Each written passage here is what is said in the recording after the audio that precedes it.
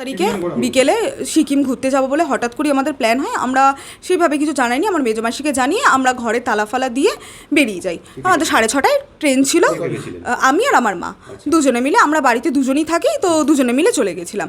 আজকে 2 তারিখে আমাদের ট্রেন ছিল, তো আমরা 6:30টার সময় বাড়ি এসে দেখছি গেটে তালা ভাঙা। সেকেন্ড গেটটা, মেন গেটটা যেমন তালা দেওয়া, সেকেন্ড গেটটা তালাটা ভাঙা, কিন্তু ঝোলানো রয়েছে, মানে বোঝা যাচ্ছে না যে তালাটা ভেঙেছে। তারপর আমরা কোনো রকমের তালাটা ভেঙে ঘরে ঢুকতেই দেখি ঘর পুরো তছনছ, চারিদিকে জামা কাপড় আলমারি সব চারিদিকে তছনছ হয়ে রয়েছে। সবচেয়ে বড় ব্যাপার, আমাদের মেন ঘর যেটা ঠাকুর ঘর এবং আমার মায়ের ঘর, সেখান থেকে আমাদের গোপাল ঠাকুর শোয়ানো ছিল, ওর গায়ে কিছু গয়নাও ছিল। তা গোপালটা শুদ্ধ, গায়ের গয়না শুদ্ধও নিয়ে গেছে, প্লাস গোপালের আমরা ঠাকুরকে প্রত্যেক মাসে কিছু টাকা পয়সা দিই, সেই মোটামুটি আমাদের 15,000-এর কাছাকাছি জমেছে, মানে চারিদিক দিয়ে যদি বলি ওই টাকাটাও নিয়েছে। গোপালের যা যা এমনিও খোলা গয়নাগুলো ছিল, সোনার হার, একটু মুক্তোর হার ছোট গোপালে যেগুলো হয় সেইগুলো সব নিয়ে গেছে মোটামুটি। এবার ওরকমভাবে তো কারণ কোনো 3-4 ভরির ওপরে তো গেছে, মায়ের 2টো বালা এটা গেছে। আর সবচেয়ে বড় কথা আমাদের এই মূর্তিটা নিয়ে গেছে।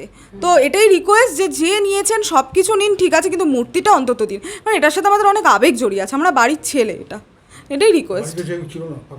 হ্যাঁ, বাড়িতে আমরা যেহেতু বেড়াতে চাই, এরকম আমরা বহুবার গেছি, এটা নতুন না। এখান দিয়ে আমরা আজ মানে 20 বছর 25 বছর ধরে রয়েছি, তো এরকম আমরা বরঞ্চ এবারই আমরা 4 দিনের জন্য, 4 থেকে 5 দিনের জন্য গেছি। অন্য সময় আমরা অনেক দিতে, হ্যাঁ তার বেশি হবে।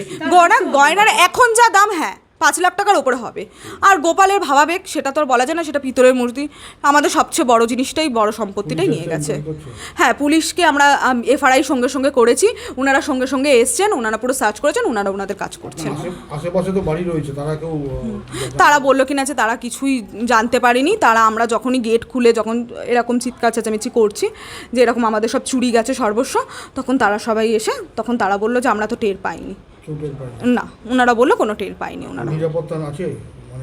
সত্যি এখন তার নিরাপত্তা বলে আর কিছুই নেই, কারণ এইরকম বুঝতেই পারিনি, কারণ এত বছর ধরে হয়নি, খুব শান্তিতে ভেবেছিলাম বা সব কিছু, কিন্তু এরকম ফাঁকা জায়গায় এরকমভাবে হবে সত্যিই ভাবার। আপনার নাম? আমার নাম হচ্ছে মুনমুন সাহা।